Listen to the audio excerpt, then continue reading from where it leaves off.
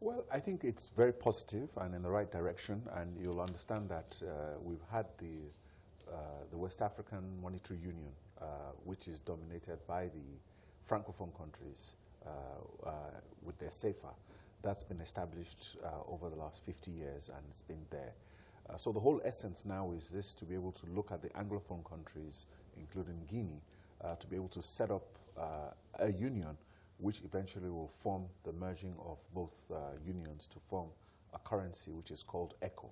So the whole essence of financial integration of not only the currency but also the financial markets, the securities markets, is something that has been done successfully with the European Union and the emergence of the euro currency.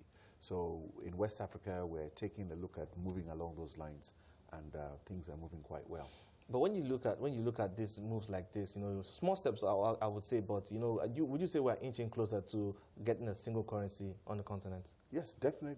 Not even the continent. I think it's even better to start from the regional side first. Let each trading bloc across the African Union set up this stage.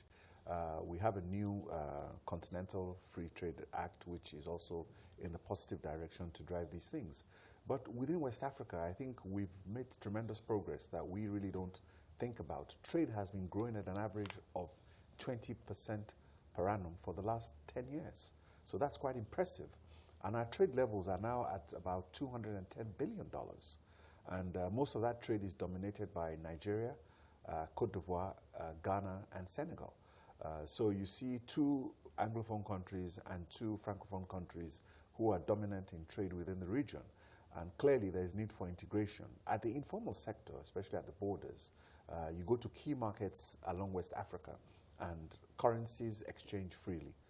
So you find that there are markets in Nigeria where cedis are readily changed. There are markets in Senegal and Ghana and Cote d'Ivoire where you have Naira that is also being exchanged. And you find some very big Nigerian communities and also Senegalese communities across the region who have been trading informally and across the border.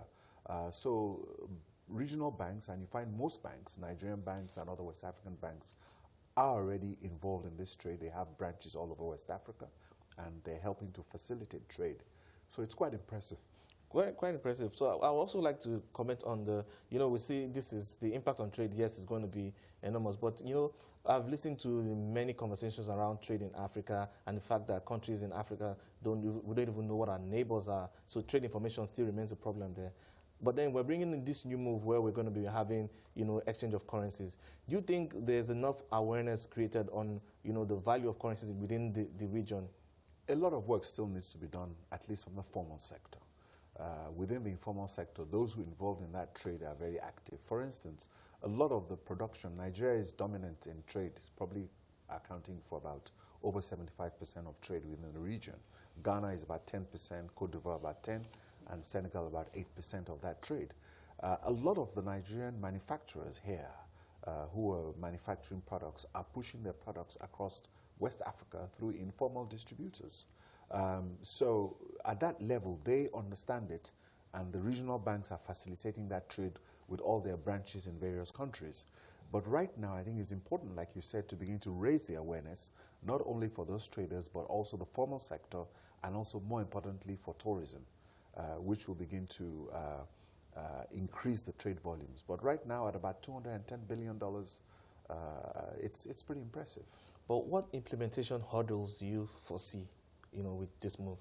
Well, first of all, you don't forget West Africa is split into two, the Francophone and the Anglophone. So clearly there's some language barrier. But ECOWAS has been quite successful over the years in bridging that gap. So when you have if you take a look at how long it took the European Union to get into the euro, so it's probably going to take us a lot longer to get into that currency that we call the ECHO, because most countries are very conscious about giving up their sovereignty in terms of releasing their currency and accepting a general currency. So that is a big hurdle that we still need to overcome. And I think that is really where the challenge is, because you need to now begin to integrate the central banks. And that is really where you're going to have a big challenge. Yeah, there even talks about capital markets as well being integrated, even insurance companies. What's your thoughts on this? Well, I think it's all fair. I think we've seen a model. The European model has worked very well for for the European Union, and they're a very powerful trading bloc in the world, and they're able to negotiate with America. You've seen how Airbus has begun to compete successfully with Boeing. Previously, you had smaller aircrafts, British Aerospace, you had Fokker. Now everyone has consolidated into Airbus, and now they're competing effectively globally. The more we begin to realize this, I think, and the benefits, I think will begin to come together. So it's a question of time. We're seeing the DFIs are playing a major role in making this come to bear. We're seeing the African Development Bank sort of started this, started with some funding to get this on board, and we're also seeing the Afrexim Bank also now coming in here. You know, I'd like you to speak to the role of DFIs and what they can do more for trade within the intra-Africa trade. Well, if you take a look at also the African Finance Corporation doing a lot of infrastructure work across Africa, with other African countries being members of these institutions. The African Development Bank, of course, has been more than established and have taken the leads in that. Afrexim is there. So you're having all these regional development finance institutions whose subscribers are African countries themselves.